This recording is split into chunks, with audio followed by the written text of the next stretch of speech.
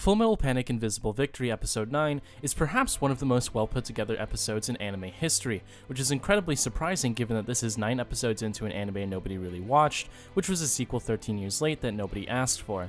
It just goes to show that in anime, and even in media in general, the greats are never appreciated in their time. Indeed, in the same way that Blade Runner was a bust in the box office, only to go on to be one of the most influential sci-fi movies of all time, 10 years from now, it wouldn't surprise me if we look back to see just how much of an impact Invisible Victory had on the military fiction genre of anime.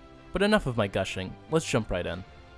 The meat of the episode starts when Tessa, the leader of mercenary organization Mithril, is found walking along the Golden Gate Bridge barefoot. The police pull up to a dazzled and confused girl, and she is likely taken in for questioning. We transition seamlessly to the next scene where Tessa is found lying in a hospital bed. Now, we'll get to the symbolism of this in a second, but first it's important to apply some context so you understand just what makes this episode so mind-blowing and revolutionary.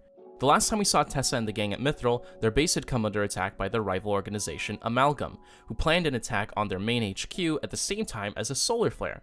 Of course, this means that Amalgam themselves have access to state-of-the-art technology capable of predicting solar flares way before they occur, technology that nobody else on Earth seems to possess. It is a wonderful example of just how much this show respects its viewers' intelligence. Either you've done the research and know that Ephraim Fishbach and Gio Jenkins pioneered theoretical methods of solar flare early warning systems, or you just aren't smart enough for this show. It's not going to beat you over the head with such an obvious explanation.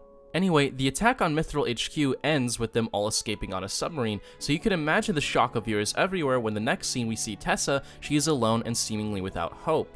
In this scene we are introduced to Dr. Witt, a psychologist? Who asks Tessa a variety of questions like who she is and where she came from, but is met with Tessa's silence. It is now where I can pick up on the very smart and very subtle subtext of this scene.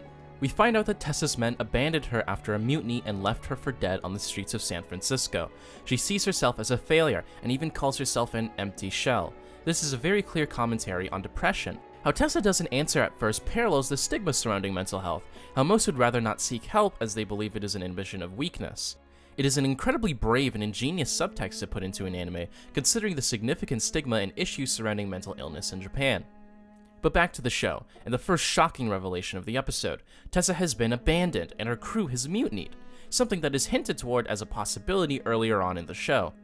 Now, in most shows you might immediately assume that this is all clearly bullshit because there's no way this show would have had this entire mutiny happen off a screen, but Invisible Victory isn't like other shows. A convention-breaking twist like the death of Kamina and Gurren Lagann is always a heartbeat away in this show, which should come as a surprise to no one considering that both shows have the same director. Look it up. Invisible Victory is so experimental and so avant-garde that as a viewer you can totally imagine something like this happening in this show, making the setup for this episode totally work. Our next scene brings us to Sterlich's Coffee, you know it's called that because it's written on the building 4 times, where Dr. Witt is using Google to look up Mithril. Sorry, I meant Searchscape. She's using Searchscape. There she finds what you would expect to find, a Lord of the Rings Wikia page.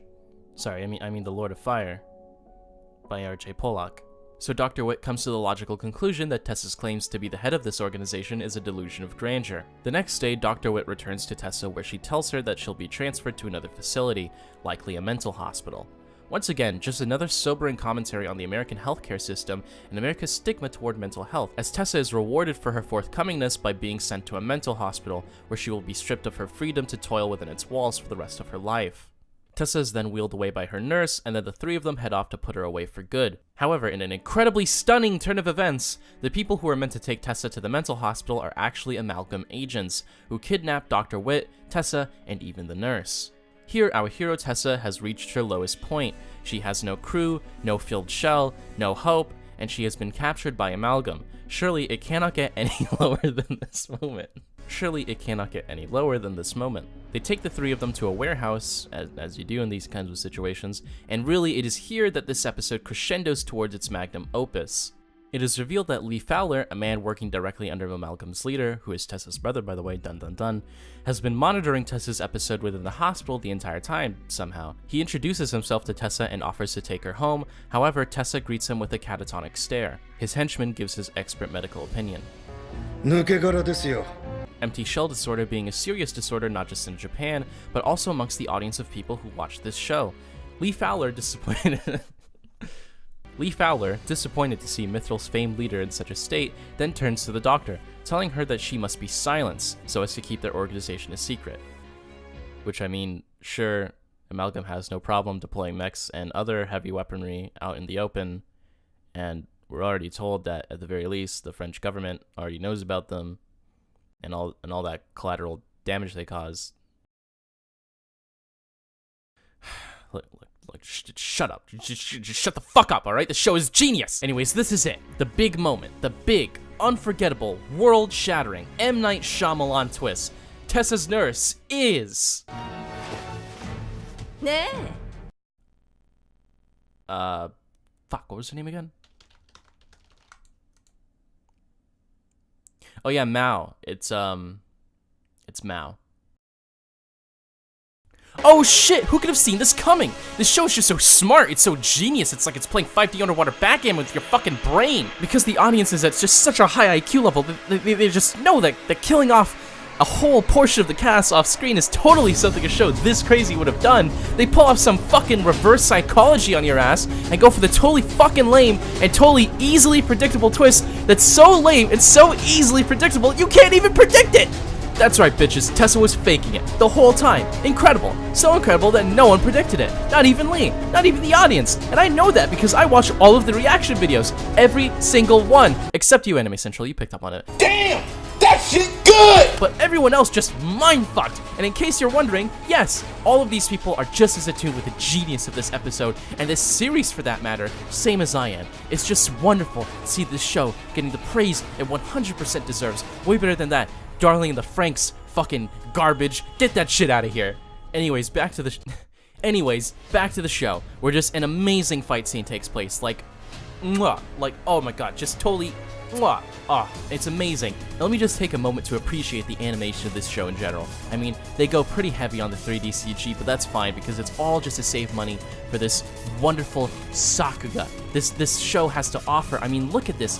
Look at this. Fucking amazing, stellar. You can really feel the motion. You can just really feel they put a lot of work and effort into this show. Good job, Zebek. Good to see that you're putting out quality products, just as always. Anyway, what happens again? Sorry, I'm just so mindfucked right now. I've lost my place. Oh yeah, Tessa tells Lee to fuck off or something.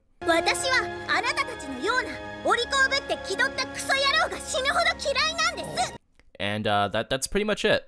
I mean, there's some other stuff in this episode with some incredibly very subtle and very poignant symbolism with Christian imagery near the end. I mean, it's basically Evangelion. 10 out of 10 this whole episode, 10 out of 10 this whole show. I'm gonna fucking kill myself.